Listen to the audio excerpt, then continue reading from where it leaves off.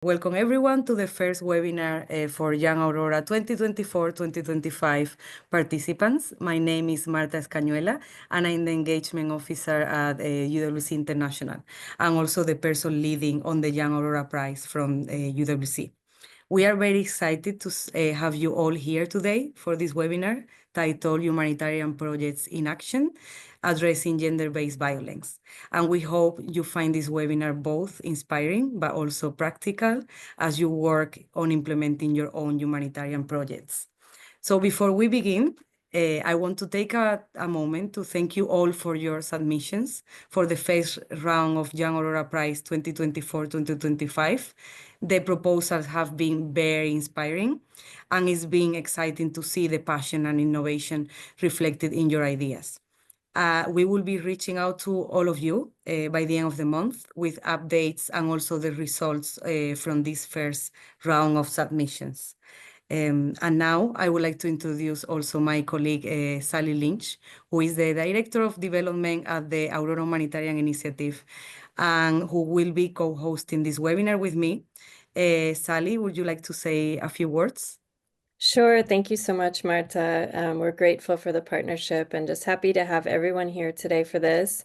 For those of you who don't know about the Aurora Humanitarian Initiative, our goal is to elevate the unsung heroes of this world, the grassroots humanitarians who are tackling pressing challenges in our society and saving lives and ensuring the well-being of everyone. So through Young Aurora, the program that you all are a part of, we aim to inspire the next generation toward humanitarian action. And we're really proud to partner in this initiative with UWC International, with African Leadership Academy, and Teach for All.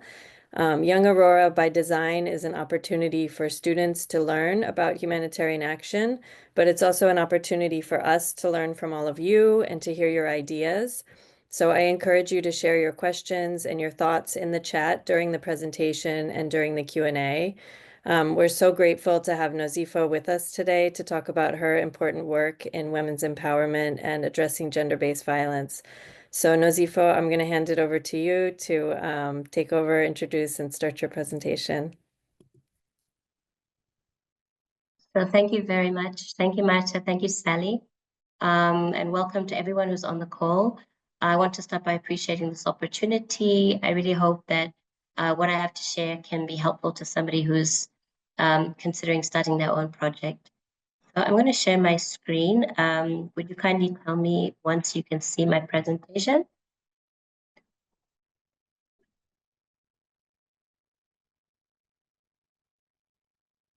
I think you have to share it for me, Marta, if you don't mind. Are you able to share on my site? Yeah.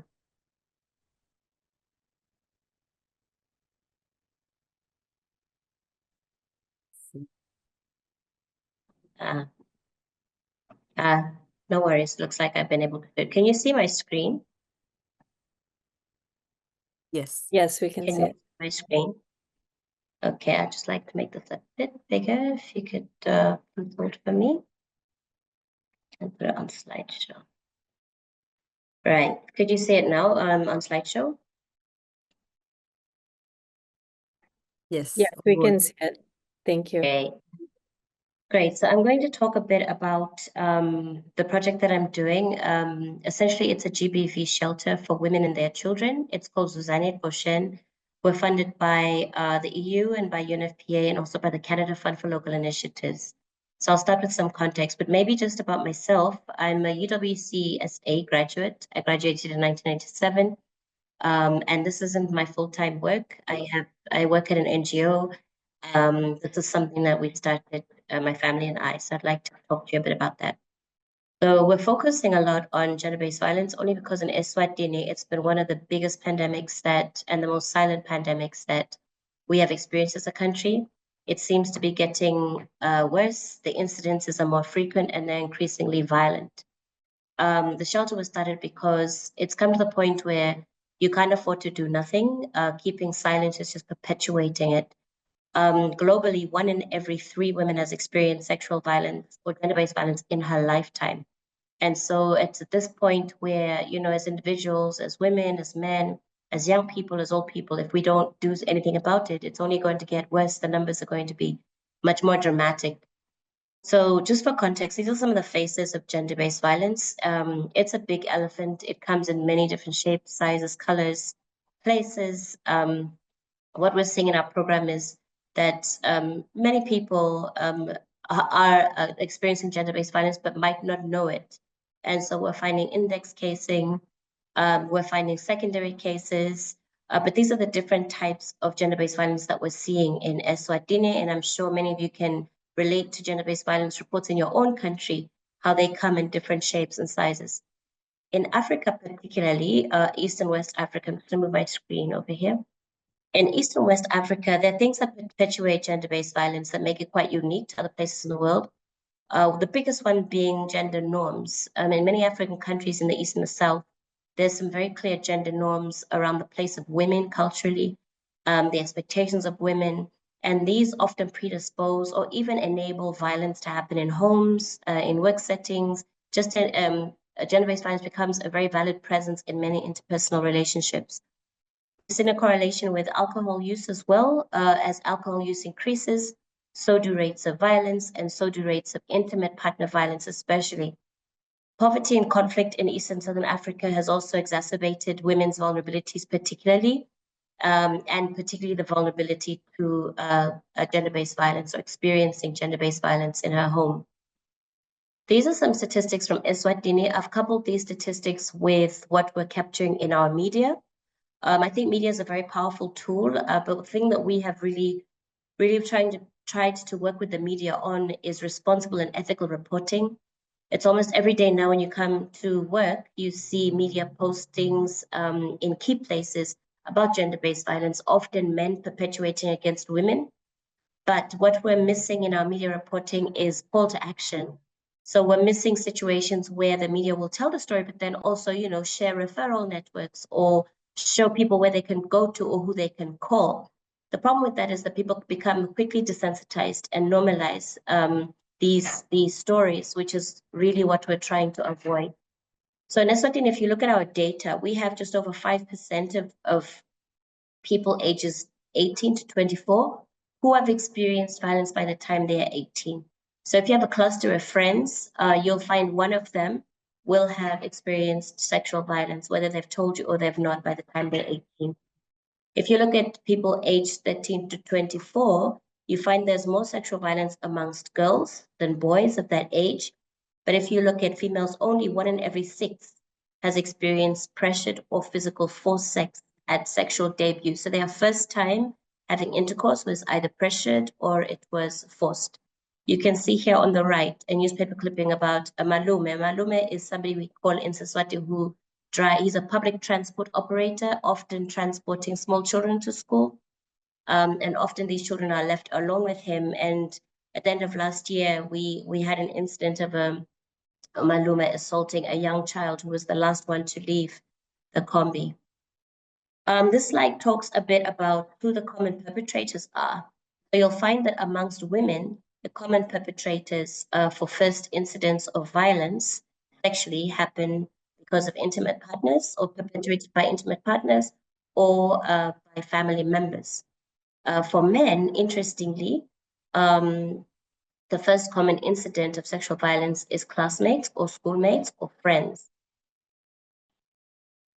What we found, which was incredibly disturbing for Eswatini, was that the home was the most dangerous place for people to be in terms of sexual violence. We saw this perpetuated during COVID, where the message was to stay at home. What we found was that we then had, after COVID, many young girls getting pregnant, children having children, and many of the incidences happened at home. So perpetrators are no longer people that you don't know. What we're seeing in Eswatini is, the message that we had when I was a child was, do not talk to strangers. If you don't know that person, shout stranger, don't talk to that person, don't engage. Now it's kind of evolved into the person who will hurt you, you are living with, somebody that you're related to, somebody that you know very well. That's a very dangerous and traumatizing experience, especially for young girls in this country.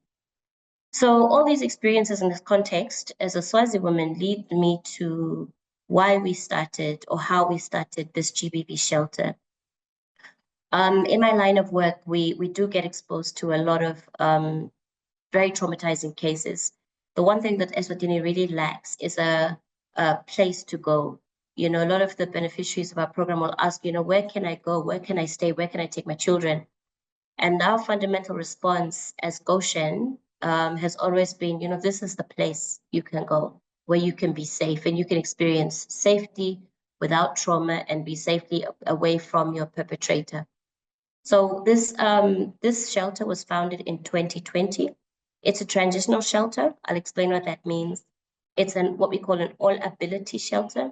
So it's a place where whatever level of ability you have, you are accommodated at Goshen. So we don't say, for example, it's caters all disabilities. No, it caters all abilities.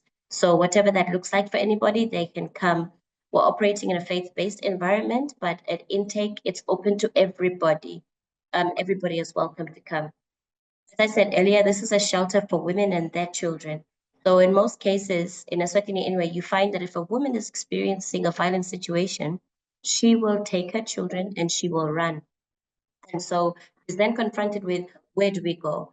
And so I wanted to just emphasize that this is a place where we take both women and their children. We also don't separate them. Some entities in the region who provide the service, they don't unify mothers and children because many of them allege that mothers then abuse their children in the shelters.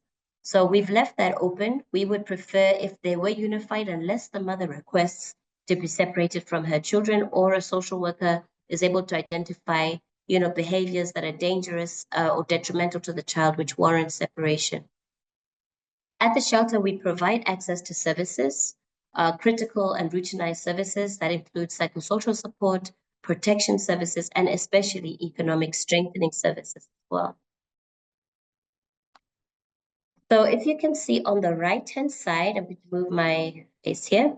This is where we started. So in Swaziland, you can get land in a rural area or a peri-urban area from somebody who sits on the traditional leadership. And so we were given land from them to build this infrastructure. So this was a few years ago when we first started and we acquired the land. On the right-hand side, I hope you can see, it's an endorsement letter for our organization to be implementing in the community.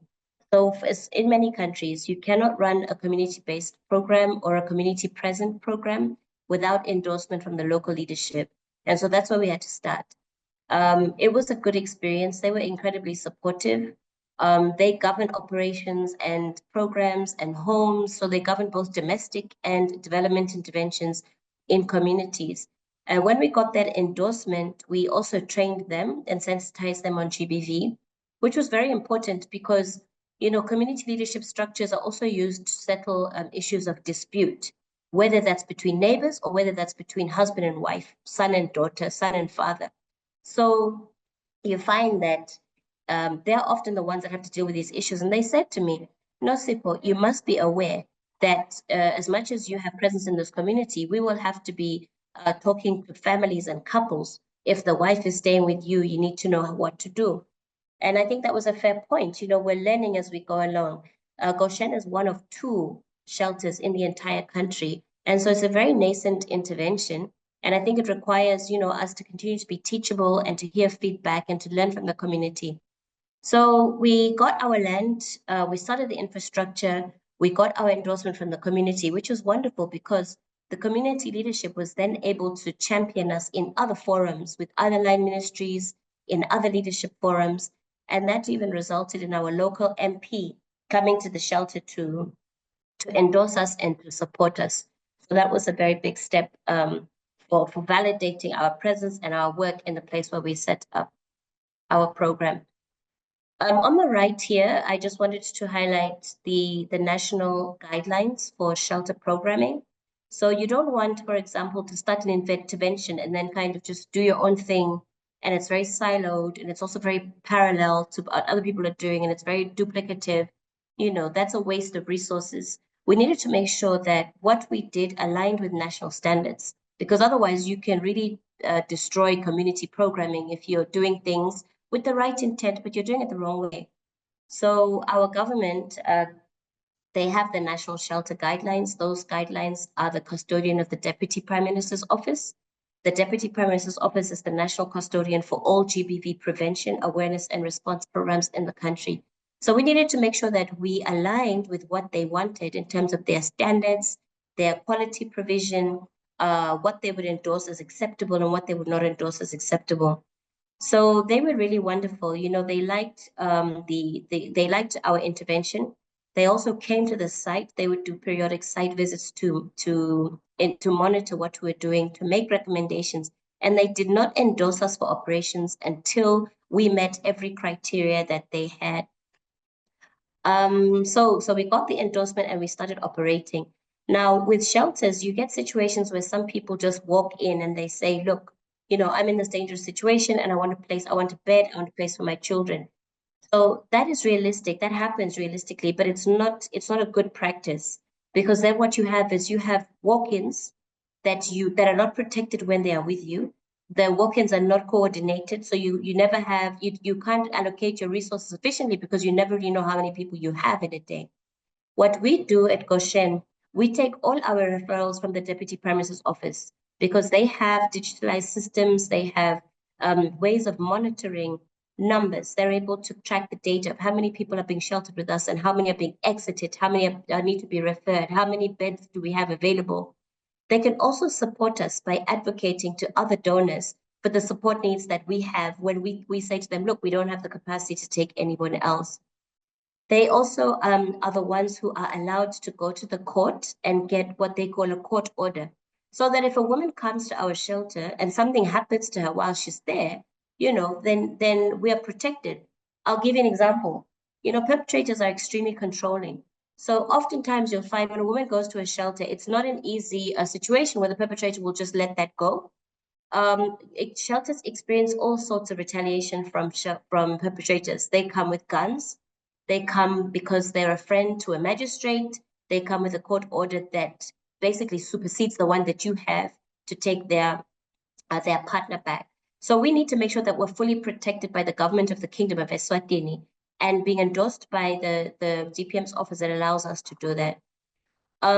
Because, you know, we've dealt with marginalized groups, you find GBV as holistically, many of the survivors of GBV in Eswatini, and I'm talking just for Eswatini, are women.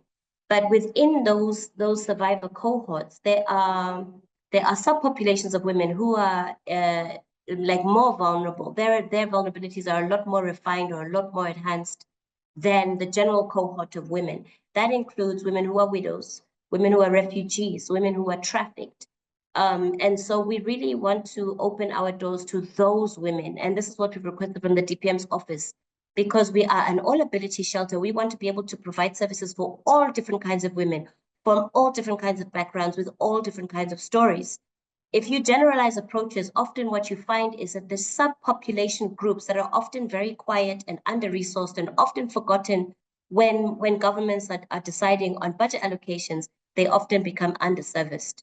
So we try to be quite deliberate through partnering with organizations, for example, that deal with people with disabilities or key population groups or marginalized groups like refugees. We try to deal and link with those organizations so that they can push their referrals to us through the Deputy Prime Minister's Office. So I said earlier that I would explain what a transitional shelter was, and I hope that this slide does that. I'm sorry that my screen seems to interrupt some of the text here, but you have four kinds of levels of transitional shelters. You have emergency housing for women who are coming for a very short time. By that, I mean, you know, here today, gone tomorrow, here for the weekend, here for 2 or 3 days. We do cater for those. We have stage 1 housing where women stay for 3 to 6 months and provide counseling, and they get food, they get clothing, they get dignity packs, they get linkage to social services and protection services and court services. We do that one as well. We also do stage 2, where while you are with us, we really try and inject economic empowerment programs so that when you exit the shelter, you have a skill that you've obtained that could advantage you in looking for dignified livelihood opportunities outside of the shelter. And then we do have communal housing. So we also are a place where if you come to our shelter, you share the space. We share the space for several reasons. One, because in very resource-rich shelters, you find that you can come to a shelter and you get like a house of your own. So we don't have that kind of funding. We have a structure where people will share a space. That can be good and bad because they're forced, if you share a space, you're forced to deal with trauma plus forced to live with people that you don't know. But at the same time, as you work through the trauma, the people that you don't know can become a social asset to you. That is really important. Everybody needs that. Women and men are very communal, but especially women tend to be very communal. So if you have friends, if you have a neighbor, I'll give an example. You know, you're cooking a meal and you run out of salt or you run out of tomatoes. A social asset would be your neighbor or the person that you live with on the same street who said to you, look, if you need anything, come to my house. That's a social asset. And so a communal living space does give you a social asset building opportunity, which will be critical for you once you leave the shelter. So that becomes an advantage. So we have the capacity for 20 women. Right now we had yesterday 9, we're receiving 2 more today. That includes women and babies. So an interesting story I want to share with you is that when we started the shelter, we decided, look, we're doing over 18s. We're doing adults and we're not doing under 18s because under 18s come with issues of consent, issues of parental involvement, and you get, you know, they call helicopter parents, you know, one-time parents. That's very difficult. But more importantly is the issue of girls still being in school. Because in our country, your school benefit or your school grant or your school subsidy does not move with you. It's attached to the school that you're in. So if you're removed from a school in a community where you reside, that benefit does not move with you. So in some shelters, especially in the region of Africa, you find that child will then stay out of school because they cannot find a school that will accommodate them. That is very dangerous because now not only do you have somebody who's dealing with trauma, you're dealing with issues of interrupted education, you know, and you know, disrupted access to basic education. And so we decided, no, we're not taking any under 12s. Lo and behold, you know, as we learn every day, we then discovered that all our referrals, most of them were under 12s. And so we realized we were now having an ethical dilemma of, do we take them or do we not take them? The reality is teenagers and adolescent girls in this country are being abused and they're experiencing gender-based violence a whole lot. And it was something that we couldn't turn our back to. So we changed our policy and decided, look, we'll take them. We'll take adolescent girls. Now, most of our beneficiaries are adolescent girls. Most of the older women have exited our facility. So it's really distressing. Our youngest beneficiary is 13 years old. You'll see some profiles of the beneficiaries we have. But it just shows you where we are in 2020, you know, in this century, in 2025. The level of gender-based violence, the intensity of the violence now, people are not seeing children as children. People are seeing children as targets for gender-based violent activities, which is very, very scary. We also have situations now where young girls are coming in pregnant, or young girls are coming into our shelter with a baby who's the product of abuse. And because we're unifying women and children, we take everyone. So it's a lot to deal with in terms of trauma, the result of the trauma, a baby that was unintended, maybe unwanted, and might need replacement that is attached from a parent. It's a whole lot. I think that for me personally, I didn't realize the magnitude of what it means when you open a shelter and what that really means for you as an individual. At our shelter, as I said, we're providing on-site support, but I must say the thing that I really would encourage anybody who's doing this field, I really encourage that your staff and your team, you know, whoever's contributing to managing your shelter must have mandatory counseling sessions, whether that's done with the psychologist or whether that's done with a counselor. But there has to be an opportunity for debrief, just because the mental and emotional strain on you, it's really hard. And I think I underestimated that. Back to our profile, when women come to our shelter, they're allocated a bed, allocated their own locker, they're allocated their own allotment. That's something that we're starting in this year. That is important because territoriality or being territorial it's really important for a survivor to know that, look, this is my space, this is my thing, this is my item, no one's taking that away from me. And so that is given to you immediately after the intake assessment. We also have a program where we really encourage all survivors, because we're survivor-centered in our programming, we encourage all survivors to participate in their journey of healing before they transition out. So it's not at all, what can I say, maybe a prescriptive program. It's more, look, this is where you are today. This is where you'd like to get tomorrow. How can I help you to get there? How can I help you to do what it is that you want to do with this one life you have, having experienced what have experienced? How can I help you to reach the goals that you want? So that's what I mean about being survivor-centered. All staff at our program are trained by the UNPSEA program, that's the Prevention of Sexual Exploitation and Abuse. And every staff member has to have a police clearance as a prerequisite for hiring, just to make sure we're not hiring any perpetrators or anybody with a criminal record. And then the board, we're doing, not the board, sorry, the directorate is doing routinized check-ins, just to check how things are going with the girls, with the staff, and where areas of support are. So I'll talk a bit about how we sustain our impact as I come to the end of my presentation. I told you earlier that we're really emphasizing livelihood skill building. These are some of the pictures of the farm that we have. We do piggery, we do poultry, and we also have a pond for our ducks and our geese as well. And we've recently also started goat farming. So the farming interventions are for subsistence, also for livelihoods. And then these are some of the skills building activities that we've really focused on in the last quarter of this year. Anything from sewing to making soap to making acha, which is, I think in English you call it pickle. That's very popular in Eswatini. We've had amazing donors who've given us sewing machines. We've had a wonderful partnership with Waterford, Kamhlaba in Southern Africa, the UWC in Southern Africa, who have integrated Goshen into their community service. And last year, we had IB students who were teaching Goshen survivors how to crochet. And so, you know, just like teaching people how to positively use their time in a way that's productive and helpful and can help them to generate income. We've done cake making, we've done poultry and goat farming, I've said, but we've also done soap making tissue oil. You can see it's, we're selling it now. It's what do you call it? It's branded, and we are selling it to potential buyers. We also do jewelry making, so earring making, necklace making, and we're selling those as well. We don't have a lot of resources. We've had incredible buy-in from people. I think that if you start something, you'll always be battling with mobilizing resources. And one way to really support your initiative is to partner, like leverage on partners.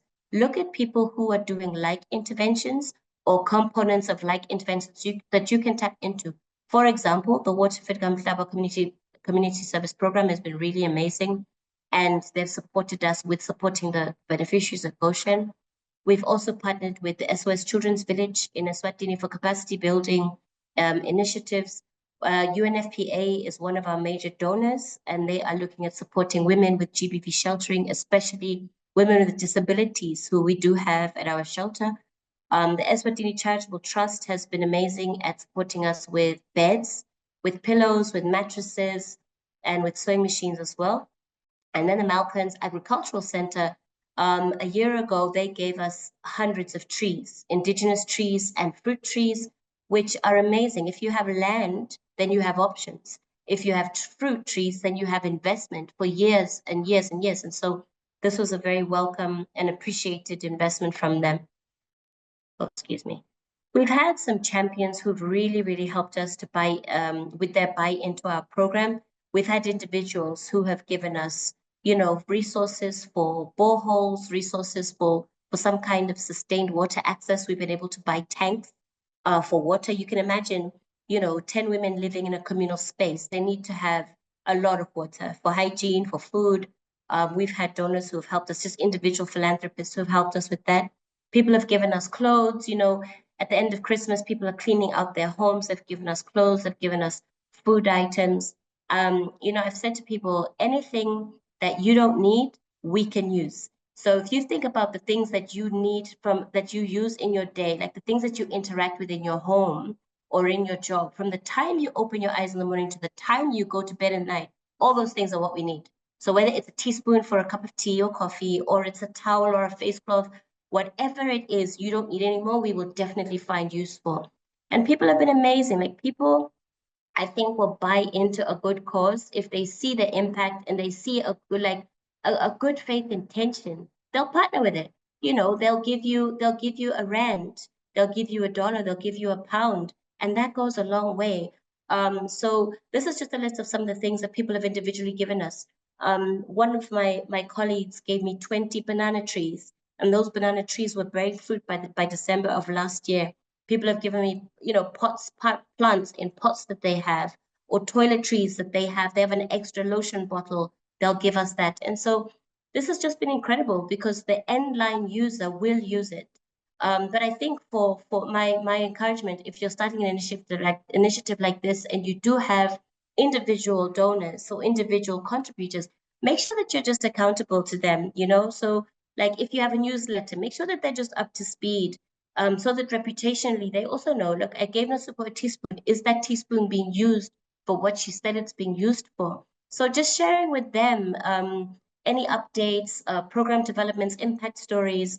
We're working on our first newsletter that should be out by the end of this month, and that newsletter is going to go to everyone, big or big or small in terms of individual and numbers, who have contributed to Goshen, so that they can see where their contribution went and the difference that it made.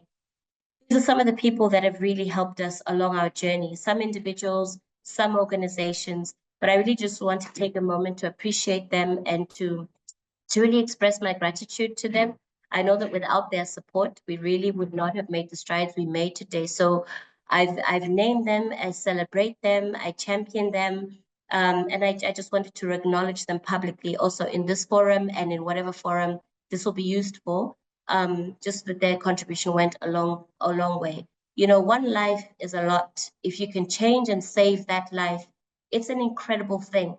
If you pay it forward because somebody has helped you, then you make a mighty impact. And so I really wanted to appreciate them.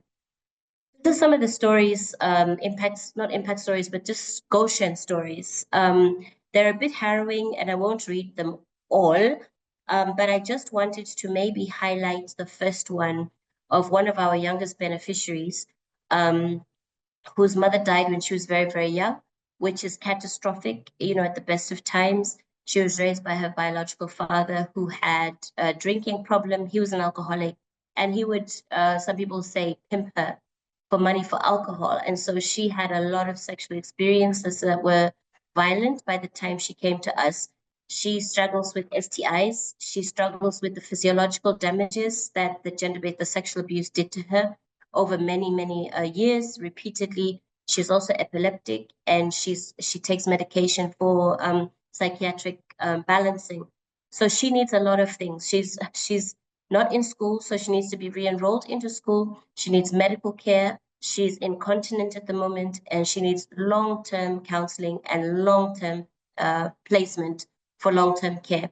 So she's been with us for about 2 months. She'll be with us for up to the next 4. And then there has to be a transition plan. That means that she can still get these services when she leaves our shelter. So these are the kind of cases that we see, and that we really spend a lot of time on at Goshen, thinking through, like, what can we do to make things better? What can we do to support this person? What can we do for sustained and long-term support for them? I'll talk a bit about the things that we have done to sustain some of our impact. We've transitioned 3 survivors out. They've been exited out of our program. And that is a process which I'd like to talk about. So exiting is something that's not just done by Goshen. It's what we do through a process called case conferencing. So the social workers who brought us to us, plus the social workers who are housed with us, plus everybody who has been a support contributor to that beneficiary or that survivor, they do what you call case conferencing, where they talk about the case together with the client, and jointly identify support needs of what it is where it is she can go, and who it is that she can target for support, and what her assets are in the life that she lives. So 3 of those have been exited. 1 has been linked to employment, and 2 have been exited and are being supported because they're refugees. They're being supported with enrollment into school. We advocate for financial inclusion for all Goshen residents, and we have a local bank here called the Swaziland Building Society, who has been really great at helping eligible beneficiaries at Goshen open bank accounts. so that even as they start their livelihoods, wherever they sell their wares to, the money can be going into their account. You know, donors, some donors give us a little bit of money, and that makes a big difference. Like at Christmas, we were able to do something really nice for our beneficiaries. When they exit, we're also able to put money in their bank accounts, enough money for them to get home, to buy something to eat, to at least get to their destination before they start their life, to go to their court hearing, because they might not have money to get there. Some of the donor money is used for things like that. So the bank account becomes really, really important. Also because women with money, you know, money in the hands of women goes a lot further in Eswatini than money in the hands of men. Now, I say that very unapologetically. I've worked in the space for over 20 years. Money in the hands of women, best of times, goes towards the health of her children and the livelihoods of her children and the education of her children. And so we needed to make sure that the financial inclusion component was very real for the beneficiaries of Goshen. We've supported them with protection services. So for example, to get a bank account, you need to have a national ID document. Some of the people who come to us do not have protective documents. And so we start there with a birth certificate for them and for their newborn baby so that they can get an ID and then they can get a bank account. We are currently working with the Deputy Prime Minister's Office and the Ministry of Education and Training to support beneficiaries who go to shelters to access some form of education, whether they can support us to enable like a nearby school to take in survivors at our shelter so that their education is not, it's not interrupted. That is still underway. It's also very new. You know, these are conversations that haven't happened in Eswatini before. So we're really hoping for a positive outcome.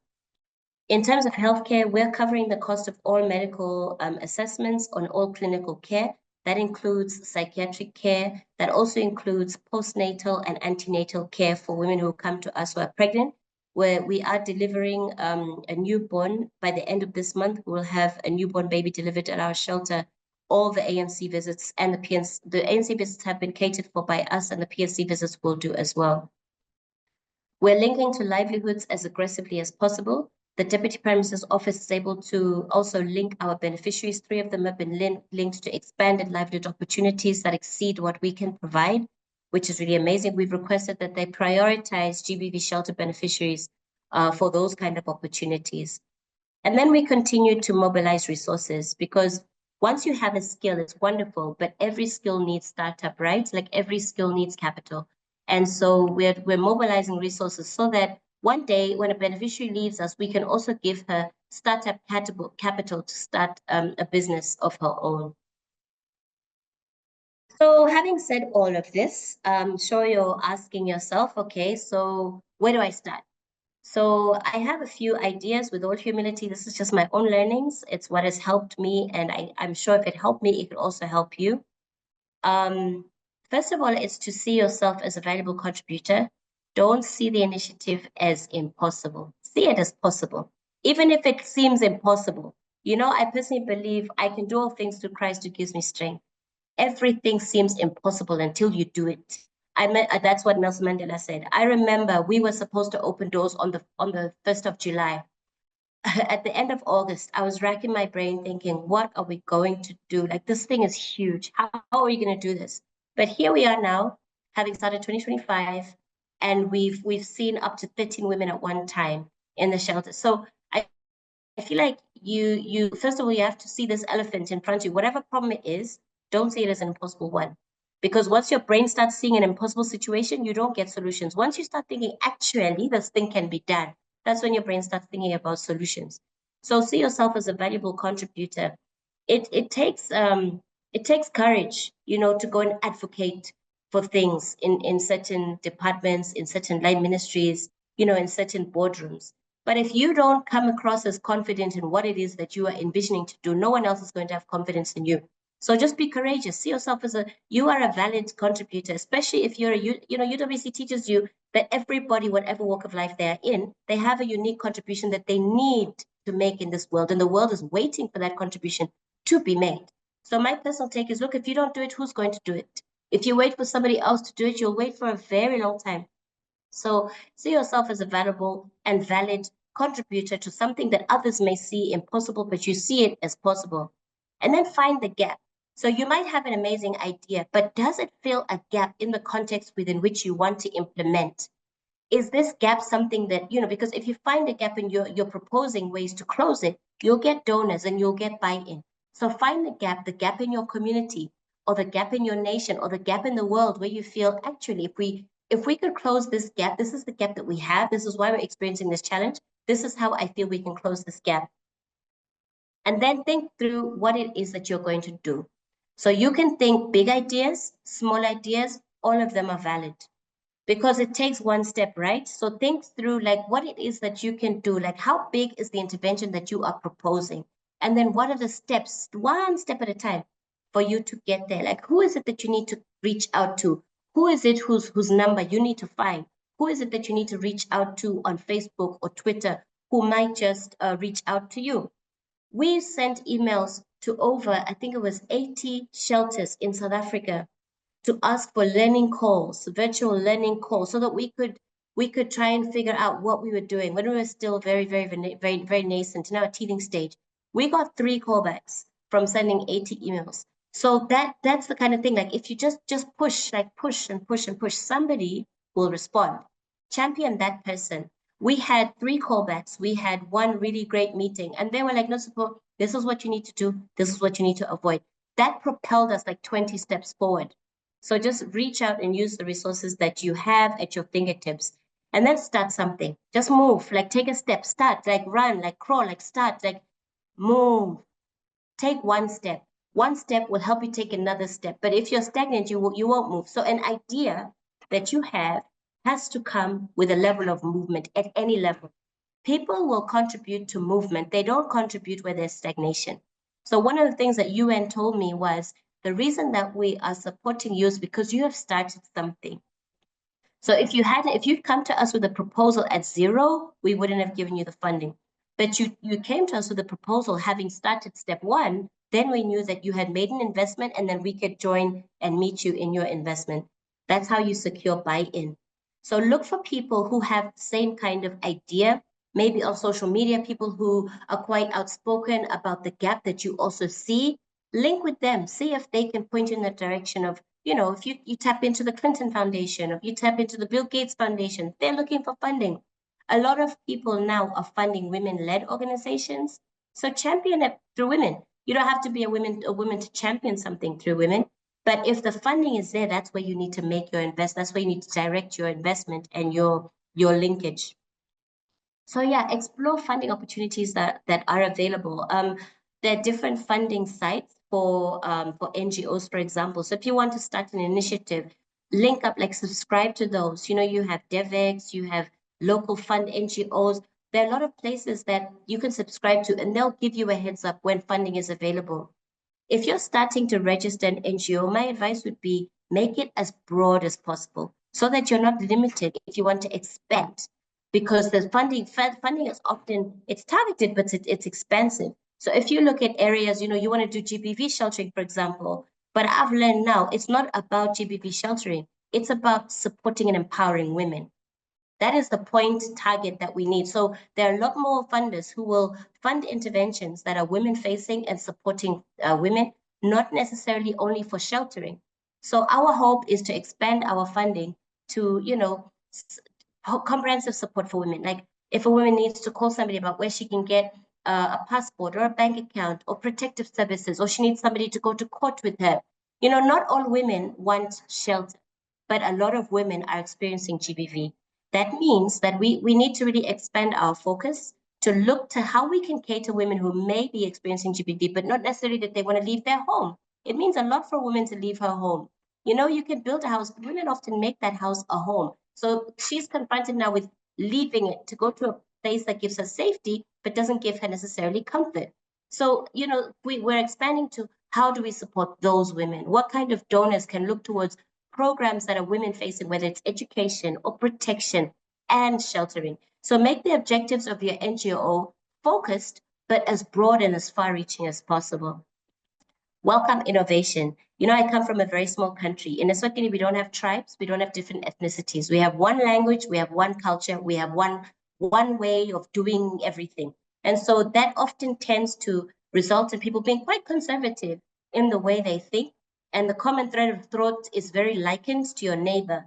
That doesn't always help you when you're bringing in an innovation. People like innovation. People like new things. I think in this digital era where there's social media, that's what you can maximize, to bring in ideas. Look at what other countries have done in your region, outside your region. See how they've done things differently. You know, some shelters, they've started a book club. Some shelters, they do like a whole play school for children who are coming in. You know, those kind of things, they help you to think out of the box. The best ideas come from people who think out of the box, not people who think ordinary, people who think extraordinary. So I'd really encourage you, especially because young people are really good at thinking out of the box. Those are the innovations that are going to advance community development in the coming years. Those are the innovations where, you know, community, I've been in development for many years. I've been in international development. In international development, the ethos is that you work yourself out of a job. You also work yourself out of an era. Like you allow newness to come in and newness to drive programs. That's what I would really encourage in this webinar. I think this is my final slide. There's some pictures of the shelter on the right. But of course, you know, whatever innovation you have to have the resources. So the ways that I have learned of sourcing funds are varied. But as I said before, like low-hanging fruit for funding opportunities is to find the intervention that aligns with national priorities in your country or global priorities in the world. So global entities like the UN, for example, will have development goals that become like global priorities that everybody's country is trying to reach. Tap into those, align to those so that the funding opportunities become broader for you. And then, as I said, subscribe to different resource pages that give you a heads up if funding opportunities have come up, and welcome all kinds of funding. You get people who have cash, you have people who give you in-kind funding, people will give you money, people will give you treats. Like everything is valuable. Take everything. People will contribute to noble causes. So take everything. Cash can be great, but it's not everything. Money isn't everything. It's wonderful also for donors to come and see, oh, these are the trees that I gave you. Now they're bearing fruit. These are the seedlings that I gave you. And now people are eating meals. That's as valuable. Everyone is connected, right? So the person that you need to speak to is connected to 10 other people. They can talk to you about those 10 other people who can then reach out to you and buy into your intervention. In Eswatini, anyway, there are big corporates like your banking sector, your finance sector, your communications sector. We have MTN, and we have like Coca-Cola. Those entities, those big corporates often have what you call social responsibility initiatives, where they are mandated to show social responsibility year on year. So you might want to look into tapping into those people, having a conversation, putting out your profile, demonstrating interest, you know, asking when their foundations are providing funding. Tap into their SRRIs, because you never know. They have to make a decision. So if you put your foot forward, they might land on deciding you. And then market your results. So once you've started your NGO and you're seeing results, tell everybody. Like, put your results out there. People want to see impact, right? People want to see sustainability. People want to see young people leading. So once you've seen that this is making a difference in the first quarter, we've been able to impact, you know, X number of lives. Tell that story. We've had experiences where people will say, oh, we know that you do good work, but you're incredibly elusive. Like, what is it that you do? If people don't know what you do, then they don't know what your value addition is. And if they don't know what your value add is, they're not going to contribute to it. So tell your story as much as you can, but tell the right people. I'm a born-again Christian. In the story of the Bible, Joseph told his story while he was in prison to 3 people, but only one of them could help him. So make sure that you tap into who is the right person who can tell your story, like who has the influence, who has the decision-making power about money or programs. Once that person hears your story, they're the one that can make the right decision for you. And then as you're learning, tap into people who are doing the same thing all around the world and create programs where you can learn and share. Like, invite people, set up Zoom calls. It's free now. Set up calls where you can ask questions. Like, you don't have to make mistakes if there are people that have made them before you and can say, do this and don't do that. Like, so I would encourage you to get those programs set up. That helps you in 2 ways. One, you learn, so you get best practices, and that's low-hanging fruit for you with ease. But 2, you also then learn who is your competition. Once you know your competition, you can always be a step ahead of your competition. If you know that your competition does 10 boxes a year, you know to do 11, you know to do 12, you know how to do 15. So it's a good way of also knowing like what programs are out there and how can you do better than what they do. The donor will only choose one person. So being the best is really important because the donor will say yes or no to you depending on what your competition looks like. So if you don't know your competition, you automatically disadvantage yourself. So those polls become really, really critical. I've talked about being focused, but also being expansive in your objectives. Partner with like organizations if you can. Partner with them if they want a memorandum of understanding. Draft one, AI one, sign it, and then you have that when you apply for future funding. You can say, these are my partners, these are the memorandums of understanding. This is what I do, this is what they do. It also causes those partners to talk about you in meaningful platforms. So partner with them, like look for niche areas and tap into those niche areas, however big, however small, tap into those niche areas, write a document that'll help you for future funding opportunities and future potential donors. And then the last one I'll say is, if a partner, if anybody, an individual, a philanthropist, a big organization, a small organization, if they come to you and say, oh, I was thinking of partnering with you for this and that and this and that, would you be interested? Always say yes. Like, always say yes. We say in Siswati, utobona mbili. That means you'll see when you get there, but just say yes for today and then figure it out. Saying no has never been an advantage that I've observed with NGOs, but saying yes gets you on the table where decisions are made. Then as you move forward in your program planning and as your program design, then you can make your contribution about adaptations or tailoring that you'd like to see. But always let yes be your template answer for potential opportunities for your organization to grow and expand. In Eswatini, we have major organizations that are supporting all sorts of development areas now. All of them started around tables in someone's kitchen, around tables in someone's lounge. It all starts there. The more yeses you give to potential clients and donors and networks, the greater you grow your profile and the greater you position yourself for future funding. So I think I will end there and just say a very big thank you, Siyabonga kakhulu, to all of you on the call for taking time to hearing me. I don't take your time for granted. If you would like any further information, our details are on the bottom left-hand side of the screen. Please feel free at any time to shoot an email to ask any other questions that you have. Thank you, and over to you, Marta and Sallie. Thank you so much, Nosipho. I just want to commend you on your incredible work and the 360-degree ways in which you provide support. And I also want to thank you for sharing this with our Young Aurora participants to show them what's possible as they envision their projects. I really wish with my whole heart that your work was not needed, but you are truly part of the solution. The statistics you use to illustrate the problem in Eswatini and globally are really staggering. So I just thank you for your courage and commitment in establishing Goshen and the impact you've had already. You've really helped people on an individual level, and it shows your compassion in the care that you provide. So we're going to go into a few questions here that we got from the chat. So I'll start with one that we got. Excuse me if I get anyone's name wrong. I'll try to do my best to pronounce them. So we have one from Nkembo C. Kiala. And they're asking, thank you so much for the meaningful work you're doing. Are there any awareness drivers aimed at educating young men, soon to be adults, around ethical conduct and interaction? And we have a few questions, Nosipho, so I just want to note that we have maybe about 10 minutes to answer them. So we'll keep the answers short so that we can try and get to all of them. But to our participants, if we don't get to your question, as Nosipho said, we'll try and make sure that she can get your questions offline and keep the conversation going. So Nosipho, do you want to comment on that question? If there are any awareness drives aimed at educating young men around ethical conduct and interaction? Thank you very much. And thank you very much, Sallie. Thank you, Campbell, for your question. There are in Eswatini, I think only because GBV has become such an in-your-face monster.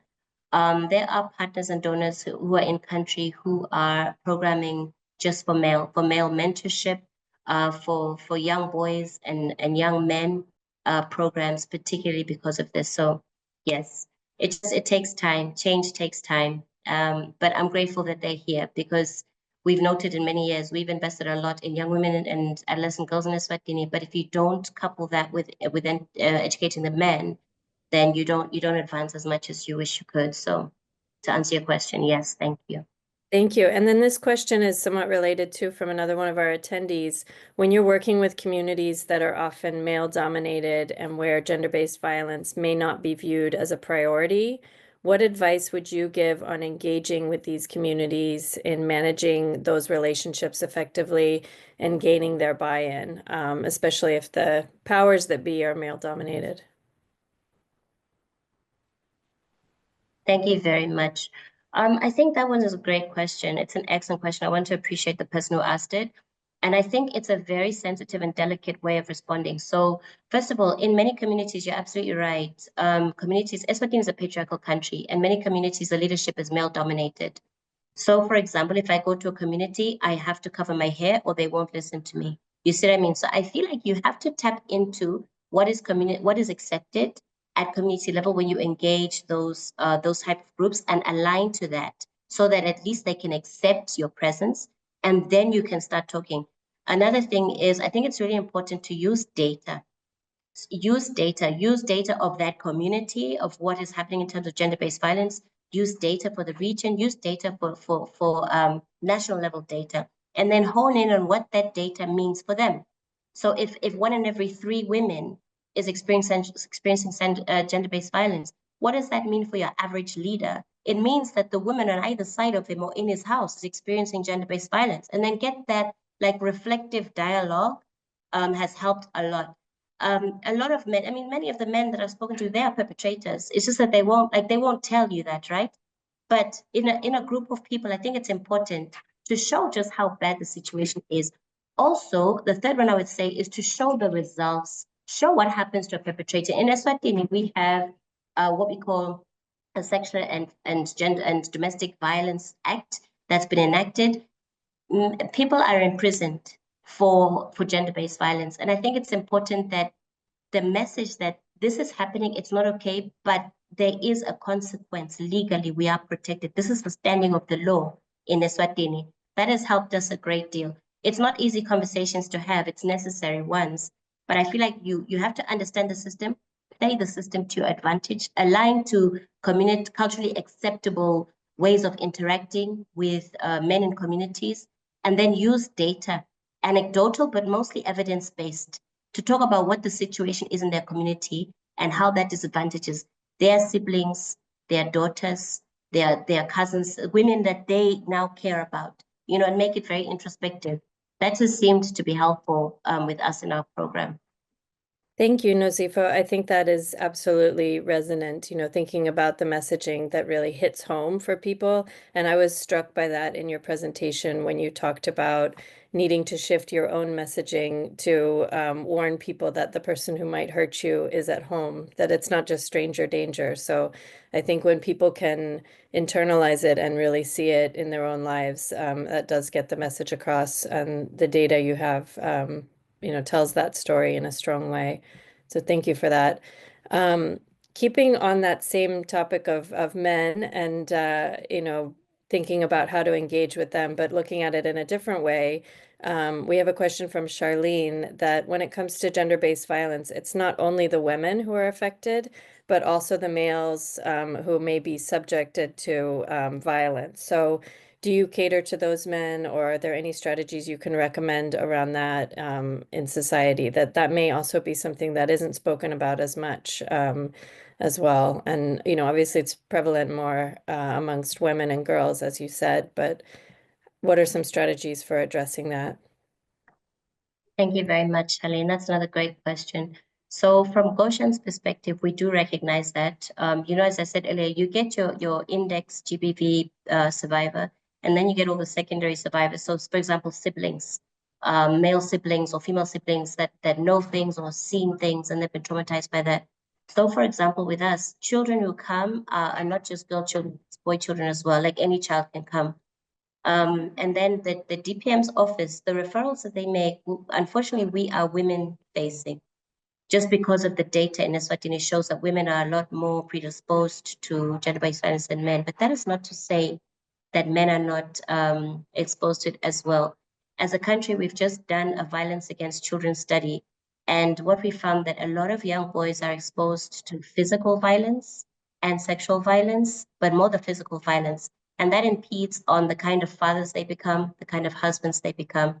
So I think it's a very broad program.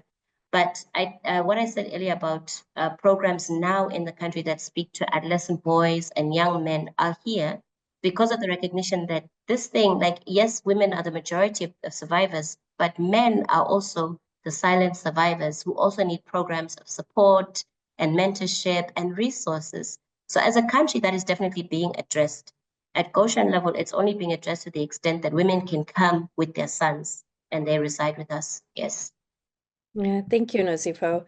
I have another question here from Kabia and Andrea, and it's about, really establishing safety, which you touched on so many pieces of that with Goshen, but considering that people are still living in that community, they're asking, do abusers try to track down and manipulate victims in shelters to persuade them to return after they come to the shelter for sanctuary? Is that something that you've encountered with Goshen? Unfortunately, yes. Thank you for that question. And unfortunately, yes. Abuse, I don't know about other settings, but in Eswatini, what we've learned, especially with young girls, is that we have programmed for GBV in a way where we have like sat in forums with young girls and said, GBV is bad, don't allow this guy to do this to you and all of that. And we've been very humbled in realizing that that's not the right approach, because the feedback that we've received from young girls is that they are happy to tolerate GBV, or let me not say happy to tolerate it, but they're accommodating of it because of the subsequent honeymoon stage. So after often perpetrators having inflicted GBV on a survivor will then compensate or overcompensate by being really, really nice. And at that stage, the girls have said to me, I can ask for hair, I can ask for nails. And so it's almost like it becomes a transactional relationship. And so it's very unfortunate. So even at the shelter, we don't allow cell phones at the shelter, but we have had incidences where survivors have tried to call boyfriends, they've tried to call partners. Some shelters have talked to us about partners actually coming to the shelter to demand somebody back. So the security has to be really, really tight. For a shelter particularly, one thing that I was told and I had to work on before endorsement was that the place where you allow women to stay, it has to feel safe for them. So it's not that you're just calling it a shelter, but they have to experience that I actually feel really safe here. So we had to maximize like digital security, on-site security presence, security in our infrastructure, so that women could feel safe all the time. We don't allow phones because you don't want a situation where somebody calls a perpetrator because now they miss that person, or that person was providing them with hair or nails or food or shelter or whatever, and then puts the integrity, the safety of everybody else in danger. So definitely, I think it's psychological. You have like abuse mentality. When people have been abused for many times, it affects the way they reason. It affects the rationale. If their source of income has always been an abusive boyfriend and you're saying that should end, then what options are you giving them? Who's going to help them? So I think it's a lot that we need to work through in terms of survivor perpetrator mentality, like abuse mentality. It's a process. But to answer your question in short, yes, we do have women who go back to the perpetrator because that's the life they know. Yeah. That's been their livelihoods. They've never had to they haven't had options to choose from that are ideal, like many other women. And so it's very realistic that they'll do that. I mean, in our program in Eswatini, we've had women who've been stabbed by their partners, but have refused to report it because she's thinking about her children. She's not working. She can't negotiate safe sexual practices. She can't negotiate the life that she wants. Culturally, she's not even allowed to negotiate for a lot of those things. So I think it's dynamic and it's complicated. And it's, you work through it in piecemeal, like piece by piece by piece, because it's hard to change the way you perceive or think or the way you've been doing things for many years. So in short, yes, we do deal with that quite a lot at our shelter. Thank you, Nosipho. Yeah, it's certainly complicated, and I am glad that you're ensuring their safety, but I'm glad that you're also ensuring your safety and your staff's safety with security, because that can be a dangerous situation. But it does make sense when those are the intimate relationships that people have had, that it's very complicated. And in that same vein, so we have a question from GIE. I hope I pronounced that right. I wonder what you do suspect are the causes of the increase in the number of cases where perpetrators are in close relationship with the victim. I know, for instance, you mentioned during the pandemic that, gender-based violence at home increased, and that was clearly due to, people being at home more. What are some of the other causes that you see for this increase? Thank you. Thank you very much for that great question. So I think this is another complex one. I think it starts with the fact that generally, if you come from a country where it's patriarchal, the role of women, the gender norms of women are already positioning them to be predisposed to violence and to be accepting of violence. In my culture, for example, it's almost celebrated where women stay in relationships where they're not happy just because they demonstrate ability to persevere or ability to be patient or ability to be accommodating. Because of that very reason, many women died of AIDS when they didn't have to, you see, because they were just being accommodating. But I also think now, as we evolve and grow, I think it's a lot of things that have contributed to this violence. In Eswatini, we have high unemployment. We also have, women who are becoming well-educated and well-empowered. And we've had a lot of donors who have been focusing on women. So you find women are accessing mentorship and literacy programs, and they're becoming educated. And we're going back to a relationship where now you are the empowered one, you are the educated one. A lot of men, I find, are not able to relate in that way with a woman who's empowered, a woman who knows that actually this is wrong, a woman who says, I won't tolerate this. Coupled with the fact that, with unemployment, with low income brackets in this country, there are issues of anger, issues of men not being able to deal with certain demands, like those general life stresses, which happens in every country. The difference is because of this, what can I say? There hasn't been focus on helping men to positively communicate or positively deal with stress or positively deal with frustrations, that results in then the violence.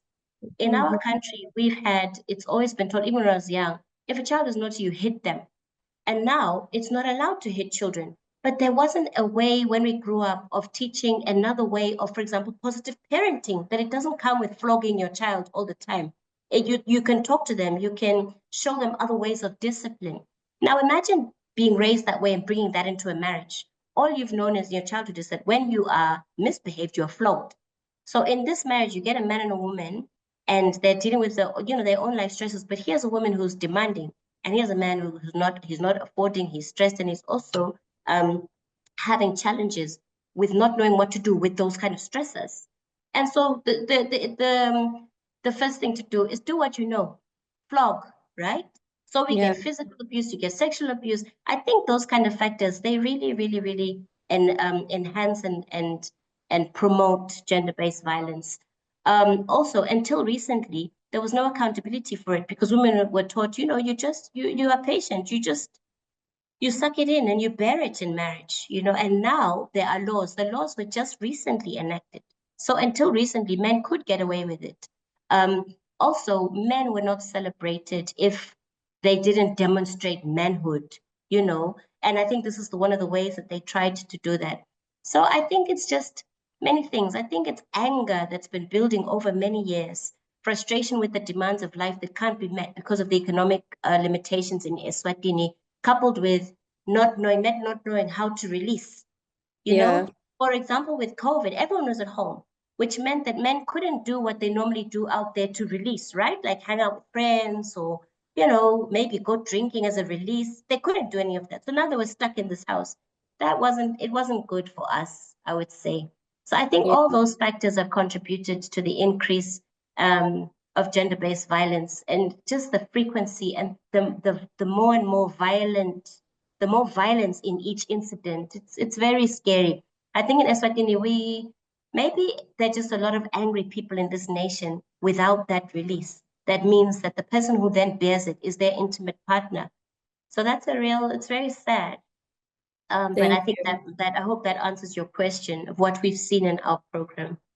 Thank you. Yes, it does. And we did have one final question, but I'm not sure if we have time to get to it. So I think we're going to wrap up here.